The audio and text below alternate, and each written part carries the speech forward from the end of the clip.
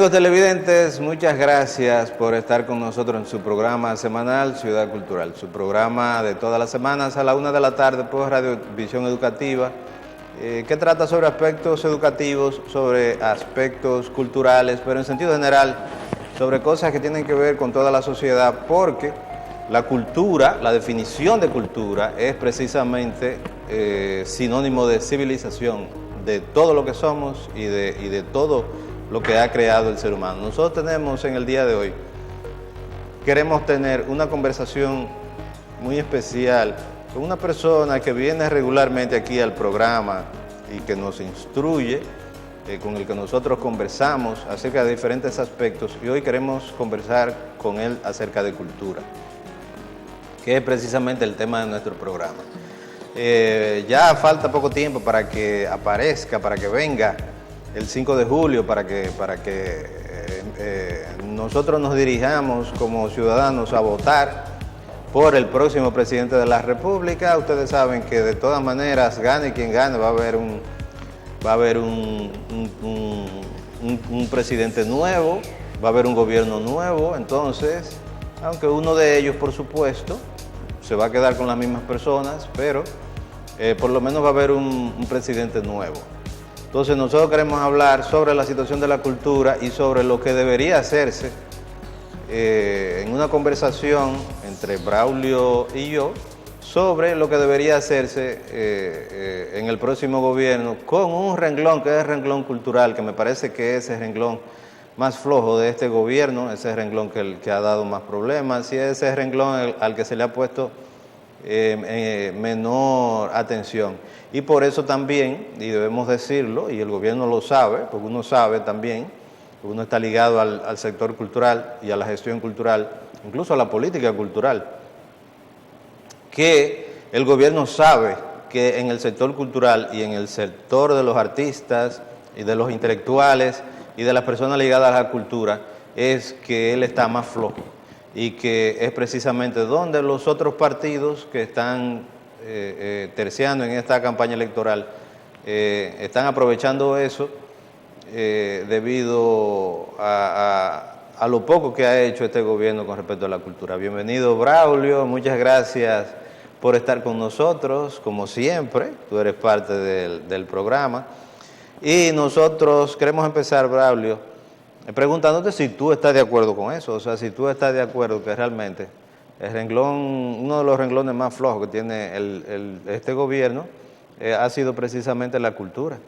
Gracias, Máximo, ante todo, por la invitación al programa Ciudad Cultural.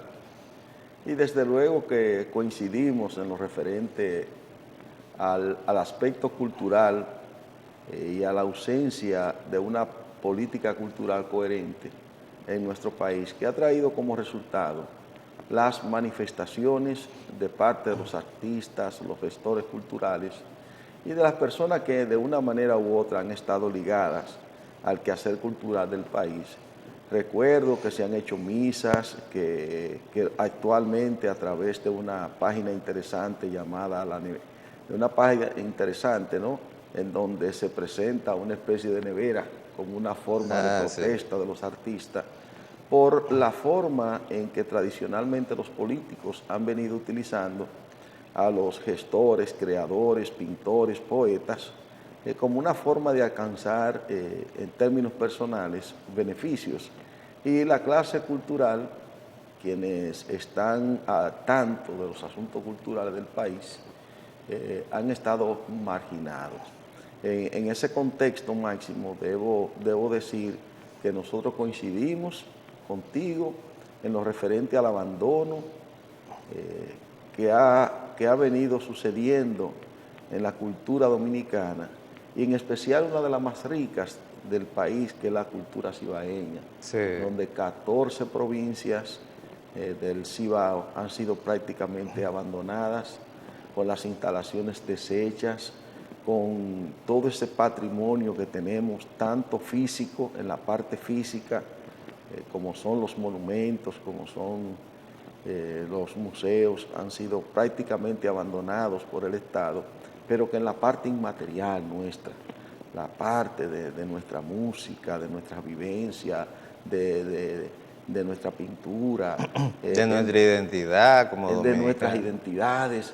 Hemos sido prácticamente abandonados por no existir una política cultural coherente.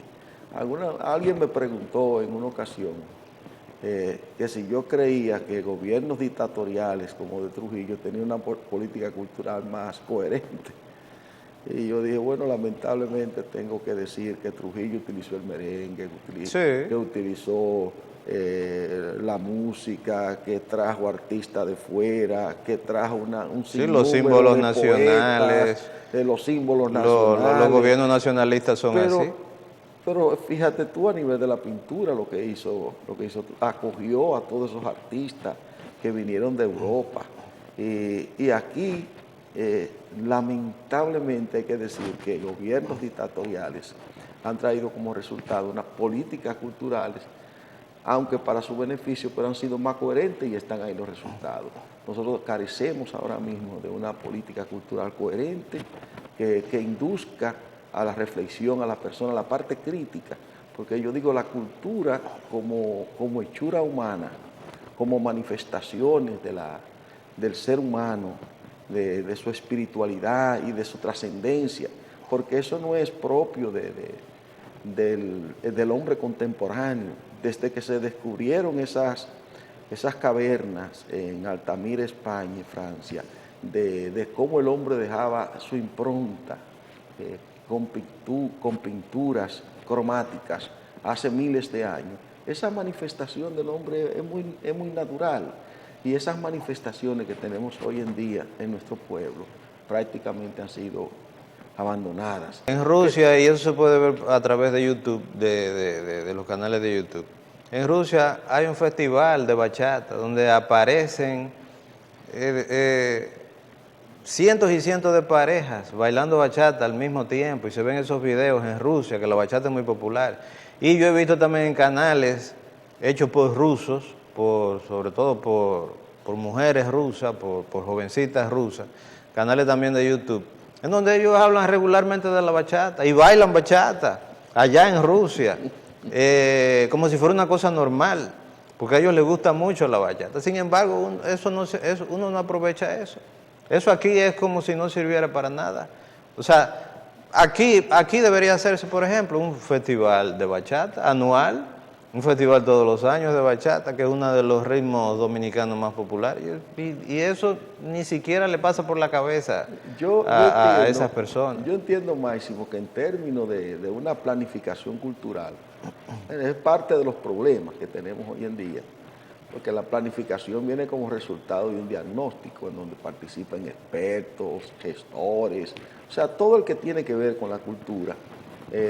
Debemos tener un diagnóstico un poco más claro. Yo el día pasado me pasaron una especie de diagnóstico de esos políticos, y cuando yo lo veo, digo, bueno, este diagnóstico adolece de las partes fundamentales, de las aristas fundamentales del problema cultural dominicano, y los ejes transversales que hay ahí expuestos no están muy claros. No, y los proyectos, mira, los proyectos, solamente uno de los partidos que está terciando entregó en su proyecto de gobierno una parte importante del área cultural, porque uno sabe, porque uno ha trabajado ahí, que cuando se entregan los proyectos de gobierno de los diferentes partidos que están terciando, los técnicos que hacen ese proyecto, que los redactan y lo elaboran, le quitan al área cultural, si es muy larga, le quitan cosas y lo ponen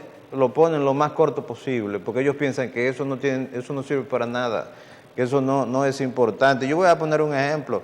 En el caso del Partido de la Liberación Dominicana, quien redactaba, me parece que todavía quien redacta esos proyectos, es el señor Temístocles Montaz. Y cada vez que se le entregaba a Temístocles Montaz en el PLD el proyecto de gobierno, él le quitaba prácticamente la mitad de lo que se entregaba del área cultural, porque él consideraba que eso no era importante, que eso no tenía importancia, que lo importante era la economía, los empleos, que por supuesto es una cosa importante, pero lo que él hacía era como técnico, porque son tecnócratas, como yo siempre he dicho, tecnócratas neoliberales. Entonces, él le quitaba todo lo que tuviera que ver con cultura y lo dejaba como una cosa superficial, que como tú sabes que lo que siempre escriben es, vamos a apoyar los proyectos culturales, vamos a apoyar la identidad dominicana, vamos, pero que eso no aterriza, tú no estás diciendo nada cuando tú escribes una cosa así. Mira, Máximo, hay un proyecto más o menos así. Y yo cuando veo esto, digo, bueno, aquí no hay nada. Nada. Esto no dice nada. Sí. ¿No? Porque se cree, algunos políticos creen que la parte espiritual de los pueblos no hay que desarrollarla. O entienden que si se desarrolla la parte de la espiritualidad de un pueblo, de sus niveles de identidad, de su música, de su poesía, de su danza, de esas manifestaciones del espíritu, que son importantísimas en el desarrollo de los pueblos. Yo en una ocasión escribí una especie de ensayo donde exponía que detrás de ideas falsas se levantan monumentos, detrás de ideas falsas. Mira, yo pienso que el hecho de que el partido de gobierno haya bajado en la aceptación popular como lo ha hecho, no tiene solamente que ver con el problema de la corrupción, que como nosotros hemos repetido mucho aquí en el programa, yo creo que es el principal problema del país, y yo lo he dicho muchas veces. No tiene solamente que ver con la corrupción, y no tiene solamente que ver con el hecho de que el partido de gobierno se dividió, y su líder principal decidió formar otro partido. No tiene que ver con eso solamente. Yo creo que eso tiene que ver con un problema también cultural, que la gente siente una especie de incomodidad que muchas veces no sabe de dónde procede, y procede precisamente de su identidad cultural.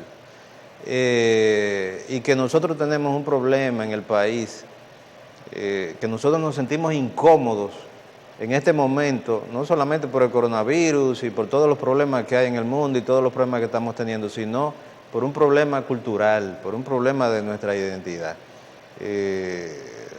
Las cuestiones culturales se han disminuido, la cultura está parada, no por el coronavirus, desde antes, desde que llegó este gobierno, desde la gestión de José Antonio Rodríguez, que nosotros pensamos cuando llegó José Antonio Rodríguez, que hizo las cosas mal hechas, nosotros pensamos que el problema era el ministro de Cultura.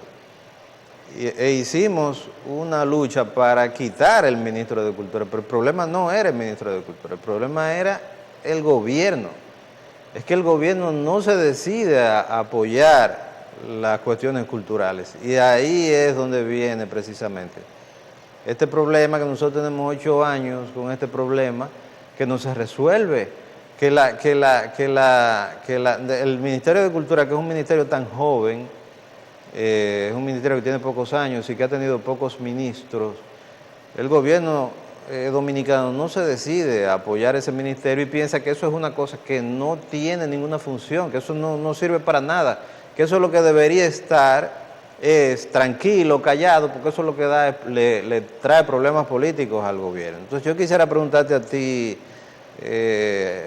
Braulio, ¿qué tú piensas que debería hacerse? Pero no ya de manera nacional, sino ya en el sentido de la ciudad de Santiago. ¿Qué tú piensas cuáles tú piensas que deberían ser los pasos, las gestiones para tratar de mejorar el ambiente cultural de la ciudad?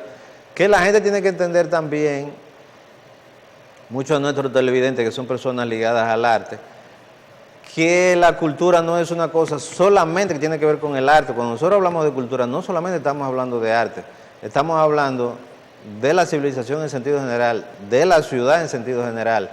No estamos hablando de ayudar a los artistas, de apoyar a los artistas, porque el mismo trabajo de los artistas va dirigido precisamente a los ciudadanos, a la ciudadanía.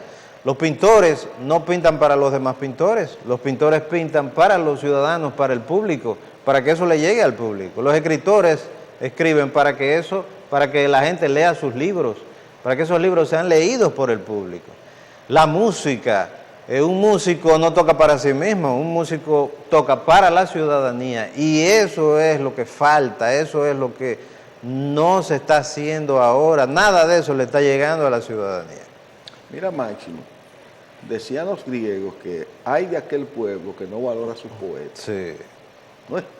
Porque ellos entienden que el nivel que tiene el poeta en lo que respecta a su sensibilidad es fundamental para que esos pueblos manifiesten, exterioricen todo eso que tienen internamente. Eso lo planteaban los griegos hace 2400 años. En el caso actual, cuando uno analiza el contexto cultural, no solo nuestro, porque tú te vas a otros pueblos y vas a encontrar sintomatología parecida. Sí, más o menos lo mismo. Tú te vas a cualquier pueblo latinoamericano, tú te vas a encontrar con prácticamente lo mismo. Entonces uno tiene que buscar una referencia importante como la Noam Chomsky, ese lingüista norteamericano, un señor ya que está rondando los 90 y tantos años, pero que tiene una lucidez extraordinaria. Él plantea las guerras silenciosas con armas tranquilas. Él plantea las 10 estrategias de embobar a la gente. Entonces, con esas estrategias que muchos países que inciden culturalmente en el mundo, indudablemente que inciden, Estados Unidos incide culturalmente en el mundo. Las modas norteamericanas arrastran al mundo entero, y de hecho el jean es la moda más popular de toda la historia de la humanidad. Y el jean es norteamericano, que nosotros somos muy buenos haciéndolo en nuestras zonas francas. Y en ese contexto, Estados Unidos influye. Ahora, ¿de qué manera yo entiendo, antes de responder la pregunta, que se incide? A través de modelos culturales que no responden a las necesidades espirituales de los pueblos, pero tampoco responden al nivel de criticidad de la gente. Mientras yo menos pienso, bueno, pues desde luego más fácil soy manipulado. Yo entiendo que hay una manipulación mediática como teoría, como un ejercicio de ingeniería social. La ingeniería social está ahí, están los ingenieros sociales que influyen en tu pensamiento, en mi pensamiento, y nos inducen hacia temas que previamente son analizados con una teoría que le dicen de la agenda. ¿Cuál es nuestra agenda? Se van a tratar este tema. O sea, que eso no es improvisado, sino que todo eso viene ya calqueado, modelado. Y en este sentido la globalización influye tanto que cuando tú ves otro canal, tú ves que en Perú, en Chile, Ecuador, quédate en tu casa, quédate en tu casa, quédate en tu casa, ante la pandemia. Sí. O sea, porque hay eslogan, hay cosas que vienen ya de manera uniforme en términos mundiales. En el caso de la OMC, de la Organización Mundial de la Salud, bueno, está bien, su práctica, pero esa práctica que tú ves en la OMC, también en términos culturales están. Esos modelos de comunicación y de agenda y de idiotización, como se puede decir a la población mundial, que nos idiotizan para manipularnos en sentido práctico. Y eso es viejo, Máximo. O sea, estamos manipulados. Ya cuando uno se pone a leer la obra 1984, tú te das cuenta que hay un hermano mayor donde nosotros somos títeres. Hay una especie de titerazgo, vamos a decirlo, en donde eso influye, desde luego, en la cultura de los pueblos. Pero en el caso del Cibao, que entiendo que donde se dan las manifestaciones culturales que más lo identifican, Sí. El Cibao es determinante a nivel del país como región. Aunque se ha dicho, y yo creo que es una equivocación, lo ha dicho Andrés L. Mateo y se ha dicho en algunos libros, y habría que hacer una investigación más profunda, que la bachata es capitaleña, que no es cibaeña, aunque como yo dije, habría que hacer investigación porque yo pensaba que la bachata había surgido en los campos cibaeños, pero Fíjate, hay algunos libros que dicen que no, que es una música urbana que nació precisamente en Santo Domingo. fíjate, hay muchos encontronazos con eso Sí, de la bachata, que es ahora mismo nuestro buque insignia sí, en él cuanto es la a música nuestra más identidad. popular y ha Es nuestro destronado buque al insignia. merengue, por lo Entonces, menos en popularidad. ahora, ¿de dónde vienen los guardias? ¿De dónde vienen las mujeres que hacían las veces de sirvienta, como dice uno? Era de la zona cibaeña, de los Sí, campos del Cibao. O sea, la bachata, que era música de guardia y música de sirvientas. Pero hay bachateros que yo tengo que poner a Marino de Higüey, tengo que poner a muchos capitaleños que incidieron en un tipo, bueno, y si me voy más lejos también, no yéndose más lejos en el caso de la bachata, yo tengo que mencionar a puertorriqueños. Tú no puedes hablar de bachata sin Jibarito de Lara. Sí. No puede hablar de bachata, no puede. Y de Tommy Figueroa, que la mayoría de los dominicanos creen que es dominicano, pero el hombre boricua, sí, que vino con un ritmo parecido a la bachata, que muchos creen que es dominicano, ¿no? Sí. Él es de Puerto Rico, pero ahí esa música no gustó, porque ahí estaba la Nueva Ola, estaban Elvis Presley, y esa música no gustó en Puerto Rico, vino aquí. Pero gustó aquí. Gustó aquí. Y de modo de buscar los orígenes de la bachata puede ser rico, pero Tommy Figueroa, ¿dónde fue que se afincó? Que es uno de los padres de la bachata. En los campos del Cibao. Sí. En los campos del Cibao. Y el Cibao, como manifestación cultural, aglutinador, es determinante. Incluso la única escuela, y eso nosotros lo hablamos aquí en 2 programas que hicimos, bueno, en 3, en 2 sobre Yoyo Morel y 1 sobre la Escuela Pictórica de Santiago, que tú recuerdas que hicimos nosotros, y sobre todo tú, que estabas hablando de eso, que te trajimos para hablar de eso, de que la única escuela original, realmente original del país, o sea, que una escuela creada en la República Dominicana, fue la Escuela Pictórica de Santiago, que incluso en el día de hoy algunos artistas y algunos historiadores del arte podrían decir, bueno, que ya es una escuela antigua, que es una escuela de otra época, pero es la única escuela, y es una escuela realmente de calidad, o sea, una gran escuela dominicana, fue la Escuela Pictórica de Santiago. Mira, que tiene incluso el nombre de la ciudad, la Escuela Pictórica de Santiago. Mira, Máximo, algunos han querido desdeñar el papel del Cibao y de su escuela pictórica cuando hablan de todos esos grandes pintores que vinieron de España, que vinieron de Alemania, que vinieron de Hungría, que vinieron aquí. Entonces,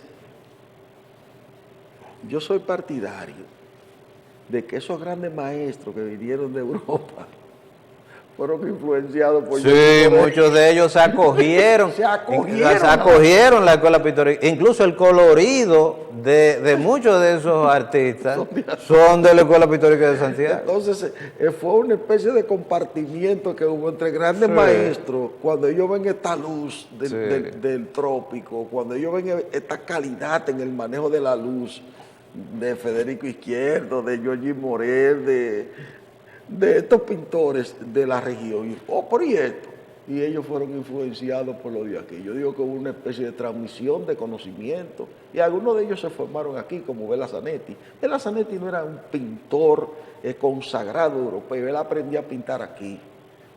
Y el mural que está en la ONU, típico dominicano, merengue, y eso lo pintó Vela Zanetti. Entonces yo puedo decir que Vela Zanetti, uno de los grandes pintores contemporáneos, él se formó aquí, con nuestra escuela. Entonces, el Cibao es fundamental. Ahora, ¿qué hay que hacer en estas 14 ciudades ibaeñas,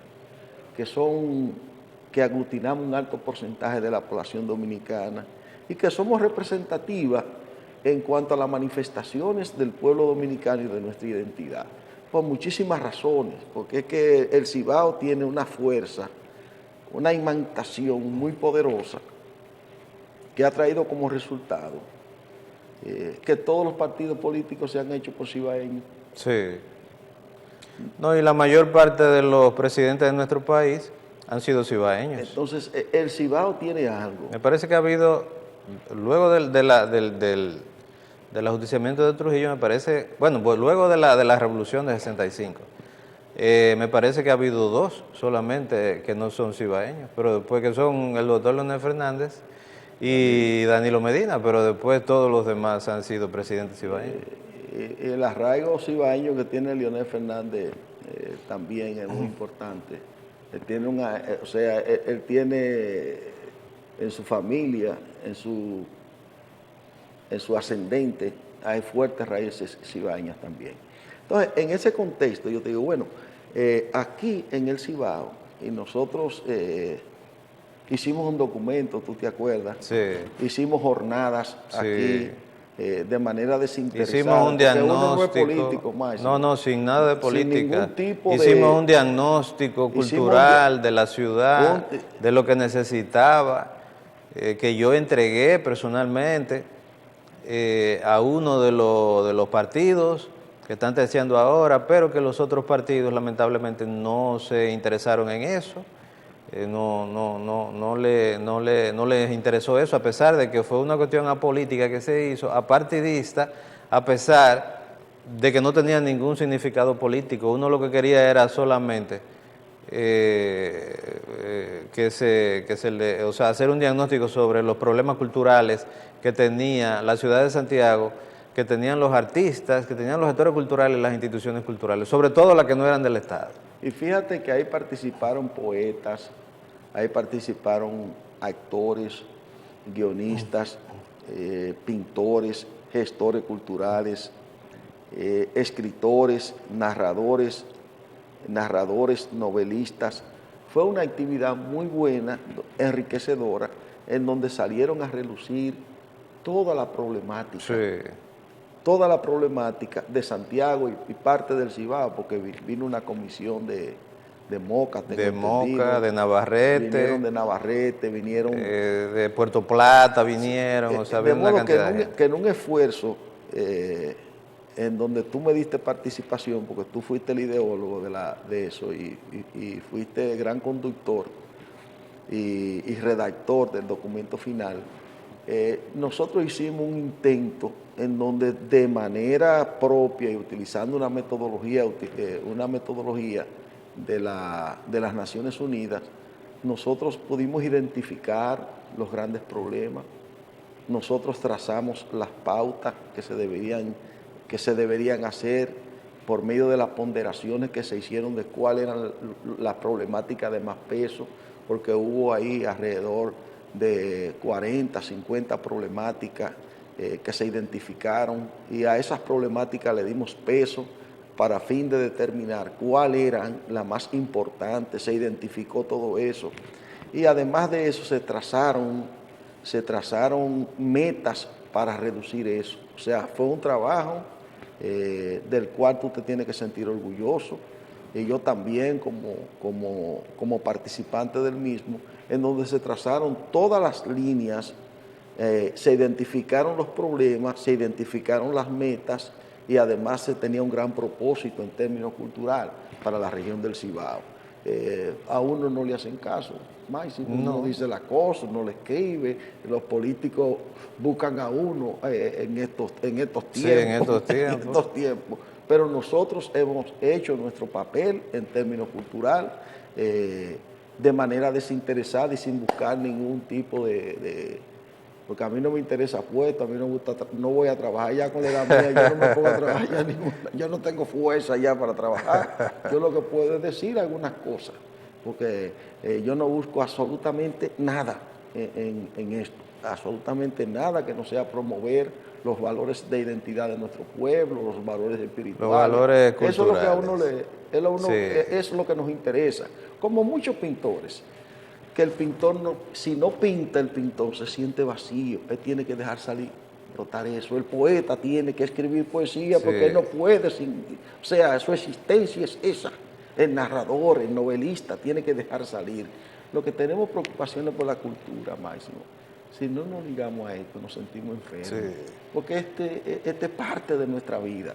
Y uno no busca aspectos peculiares. No, uno no busca nada. No anda buscando nada de eso, sino más bien contribuir a que nuestra identidad trascienda y que la gente valore la identidad dominicana, que es riquísima en folclore, es riquísima en pintura, es rica en ritmo. Eso es más bien lo que nosotros buscamos.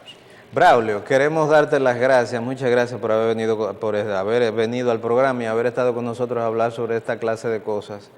Debemos decir a los amigos televidentes que nosotros hemos entregado ese diagnóstico que hicimos a diferentes instituciones, personalidades. Se lo entregamos, por ejemplo, a la Fundación Solidaridad, con la que nosotros hacemos un trabajo. Se lo entregamos a organizaciones políticas y lo que arrojó el diagnóstico, sobre todo, aparte de las cuestiones ya que tienen que ver con lo que tienen que hacer los artistas, lo que arrojó fue un problema económico muy fuerte.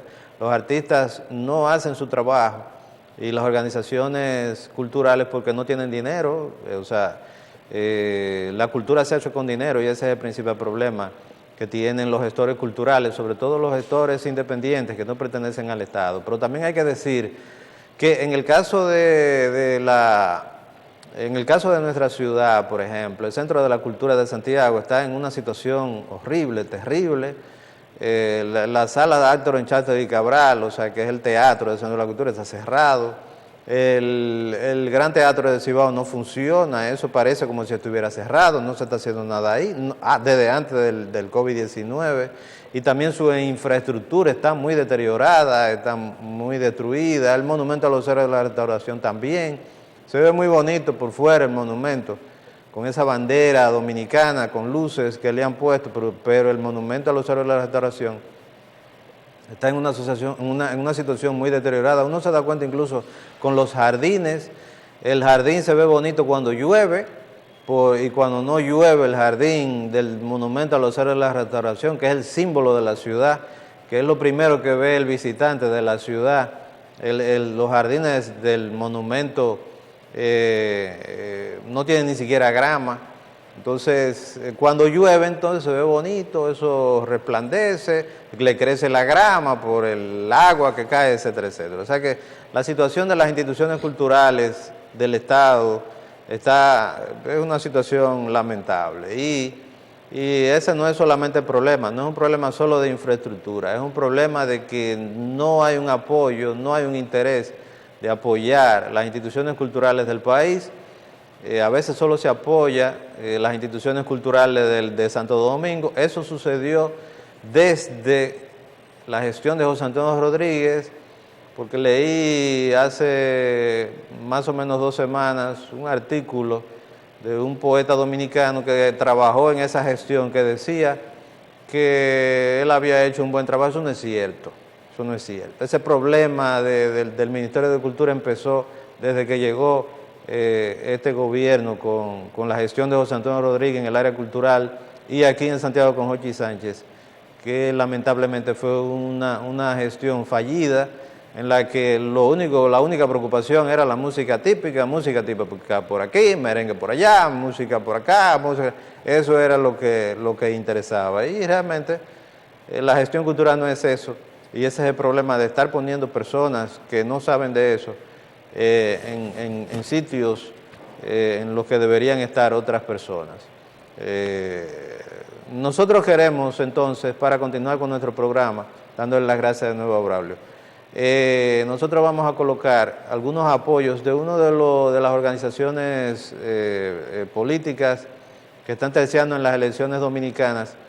En los diferentes programas vamos a poner la de las otras, pero vamos a empezar con estas, para que ustedes más o menos tengan una idea de qué están proponiendo las organizaciones políticas dominicanas con respecto a la cultura. No todas, porque como yo dije, hay algunas que no se preocupan por eso y que ni siquiera hablan de eso, que no les interesa eso y que no han hecho nada que tenga que ver con eso. Pero por lo menos con lo que las han hecho, nosotros vamos a empezar con esta y quédense ahí con nosotros que continuamos en un momento con su programa Ciudad Cultural. Hola, mi nombre es Erika Mercedes. Hola, mi nombre es Yocabel Fernández. Poseo un centro de documentación folclórica y popular y tuve la oportunidad de compartirlo cuando fungí como directora nacional de folclore en el año 2004-2012.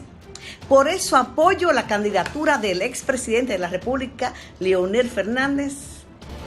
Luego de Juan Bosch, mi líder histórico, Leonel Fernández Reina es mi líder.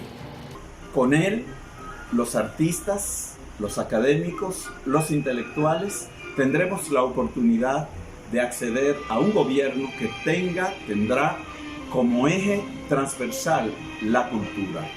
Por eso, los jóvenes artistas, a través de la fuerza cultural del pueblo, apoyamos a nuestro líder, el doctor Leonel Fernández. El arte y la cultura son elementos fundamentales para el desarrollo de los pueblos. El país requiere a un gobernante visionario y con experiencia de Estado. La Fuerza Cultural del Pueblo apoyará firmemente la candidatura de Leonel Fernández, por ser la única figura política dominicana que nos liberará de la verdadera pandemia que padece actualmente la República Dominicana, la de la crisis moral, política e institucional. En estos momentos, el país necesita a un presidente que se ocupe por la cultura y el arte en sentido general. Porque en los gobiernos del doctor Leonel Fernández se creó la Secretaría de Estado de Cultura, que luego fue un ministerio. Incluyó también por primera vez el derecho a la cultura como un derecho constitucional. En el 2004 tuvimos una crisis económica y Leonel la resolvió. Hoy nuevamente tenemos una crisis económica y una crisis de salud. Con la fuerza del pueblo y Leonel Fernández, de esta saldremos nuevamente. En los gobiernos de Leonel, dio muestra de ser un abanderado de las artes visuales. Apoyó a los artistas a través de las instituciones del Estado, facilitando la adquisición de obras. Queremos un cambio que nos permita más oportunidades a los artistas dominicanos en España. En estos momentos difíciles del COVID-19 y de la pandemia que nos arropa a todos por igual, allá en mi país, como desde aquí en Nueva York, yo quiero expresar mi apoyo fundamental al doctor Leonel Fernández, un presidente de la cultura. Y es que nunca brilló tan intensa la cultura pública como en los gobiernos del doctor Leonel Fernández. Queremos seguir el legado de seguir enseñando ballet a todos los niños y niñas del país, incluyendo principalmente a los niños y niñas de barrio de bajos recursos. El doctor Leonel Fernández no es un simple político, es un estadista con capacidad demostrada. Además, por su apoyo a la Universidad Autónoma de Santo Domingo, de la cual somos un producto. Porque aparte de que es un hombre de honestidad cabal, acrisolada, no es solo un político, es un estadista. ¿Por qué votaré por él? Pues porque me identifico con su visión de futuro. Él representa el progreso y la estabilidad que necesita nuestro país ante las limitaciones que estamos padeciendo con el COVID-19. La cultura floreció con el doctor Leonel Fernández. Nunca como antes, el sector de la cultura habrá de estar en mejores manos. Si tu barco va a atravesar mares tormentosos, lo mejor es elegir un capitán experimentado y preparado. Un gobierno que le niegue el apoyo al sector cultural es un gobierno que le niega la visibilidad nacional e internacional a su país y por ende su potencial desarrollo. La mejor acción cultural en la vida democrática de nuestro país.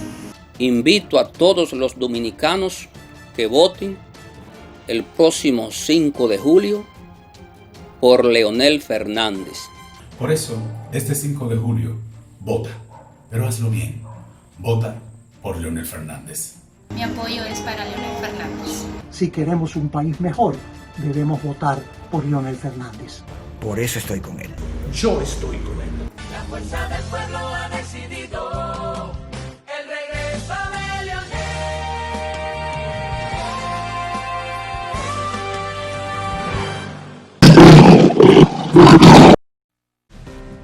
Ahora la información te trae una nueva imagen para nuevos tiempos. La información llega completamente renovado con nuevo diseño, más páginas a color y nuevas secciones. La información, 35,000 ejemplares diarios para llegar a 120,000 lectores en Santiago, El Cibao, Santo Domingo, todo el país, New York y España. La información, su periódico de siempre, mejor. El conocimiento es la base para asumir el futuro con éxito. UTESA, universidad de prestigio con altos estándares académicos para que tu desarrollo sea constante, pone en tus manos las herramientas para tener una visión global y actualizada orientada a la certera toma de grandes decisiones. Un objetivo, formar líderes especializados y capaces, porque saber es vivir. Una universidad, UTESA, actualizada, con grandes alternativas y ofertas de posgrado. UTESA. Si tienes un libro o una obra redactada y necesitas hacerle las correcciones de estilo, las correcciones de redacción o necesitas asesoría sobre derechos de autor, ISBN, publicación impresa o en Amazon de tu libro, comunícate con nosotros. Editorial Juguete de Madera, 809-886-5151. Corrección de textos, asesoría en publicaciones digitales o impresas, 809-886-5151. Si necesitas que tu libro salga sin ningún error y sin ningún problema de edición, comunícate al 809-886-5151, que es también nuestro número de WhatsApp.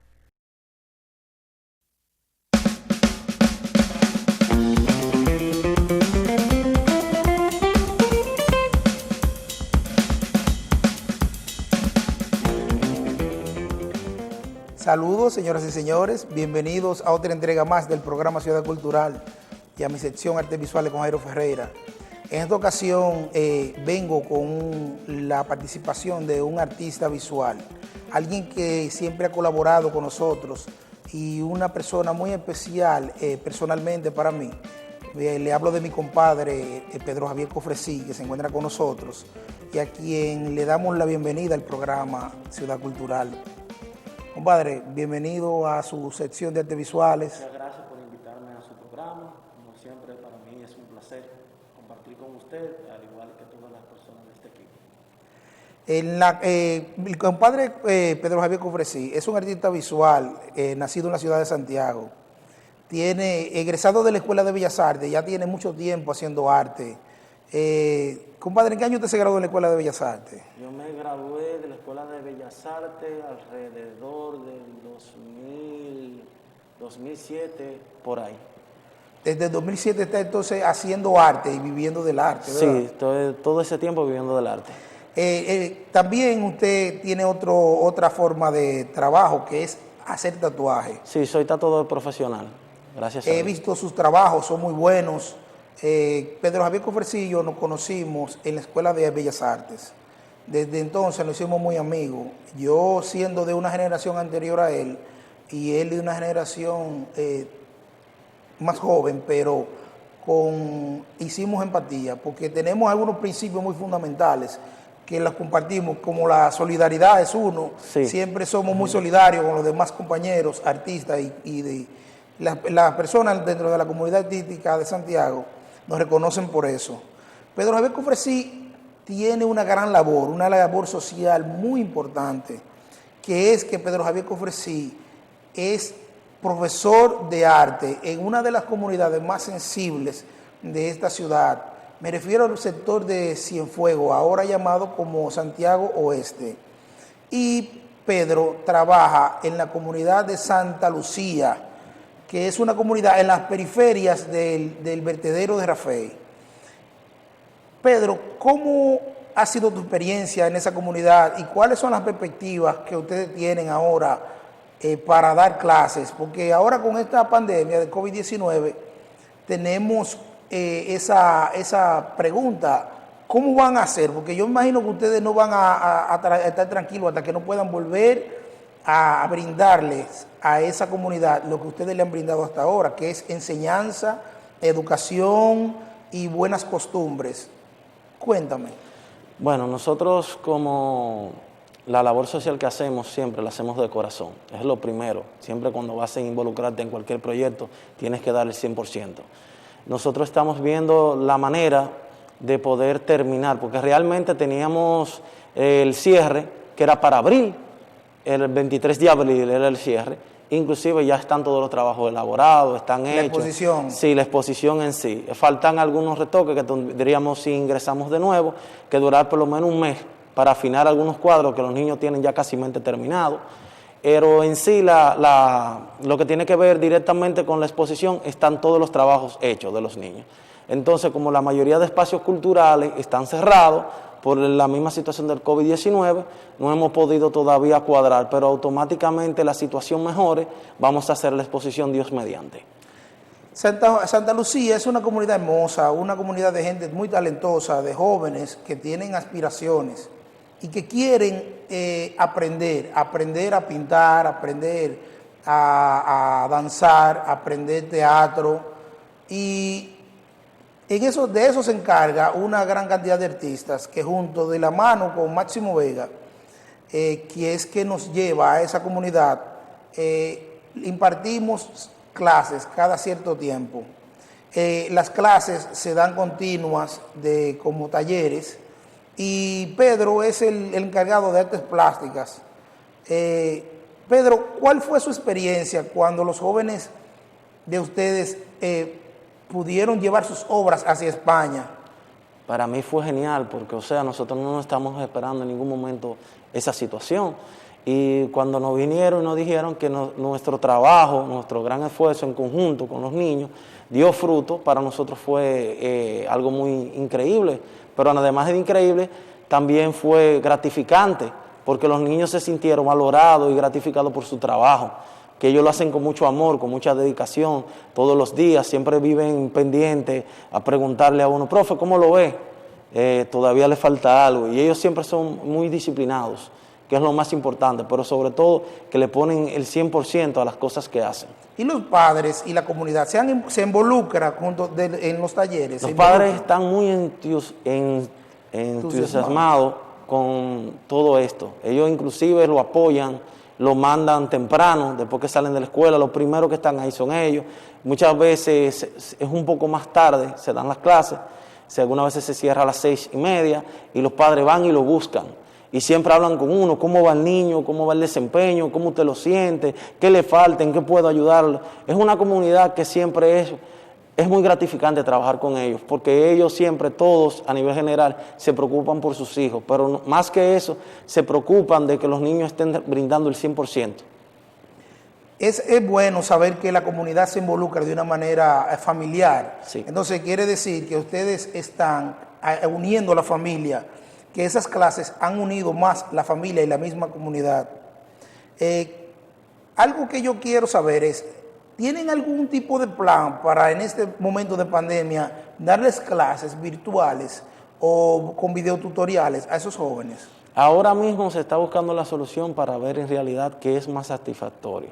Estamos viendo también la opción de ver si, como te dije ya, de ver si podemos hacer la exposición con un espacio que nos dé la facilidad para poder hacerla. De igual forma también estamos viendo cómo se podría dar clases quizás virtuales o a través de WhatsApp o videotutoriales, pero ahora mismo estamos viendo realmente la situación que hay en la comunidad. Analizándola. Sí, analizándola. Analizándola, porque de una manera u otra debemos tener mucho cuidado y proteger a esa comunidad que ya es vulnerable realmente, porque es una comunidad que vive en las periferias de lo que es el vertedero de Rafey. Y de una manera u otra esa comunidad se ve influida por por vivir tan cerca de un vertedero. En la comunidad, yo cuando estuve presente, pude notar que todavía hay un lento desarrollo, un lento desarrollo de la infraestructura alrededor de esa comunidad y por ende todavía no tiene las comodidades necesarias. Para hablar de clases virtuales quizá sería necesario contar con que cada joven tenga internet, que cada joven tenga un equipo o una tablet. Por eso yo le hago el llamado, y esto no tiene nada que ver con el compadre Pedro Cofresí, sino de manera personal. Si usted puede ayudar y colaborar con esa comunidad tan vulnerable, en estos tiempos donde sabemos que hay muchas personas que están ayudando y colaborando de una manera quizás desinteresada, por favor, ayuden a esa comunidad. Ayuden a que esos jóvenes puedan tener un equipo electrónico como un celular o una tablet que quizás les puede facilitar recibir clases virtuales o videotutoriales para que ellos puedan darle continuidad a esas clases de pintura, a esas clases de teatro. Sabemos que el equipo humano ya se encuentra ahí.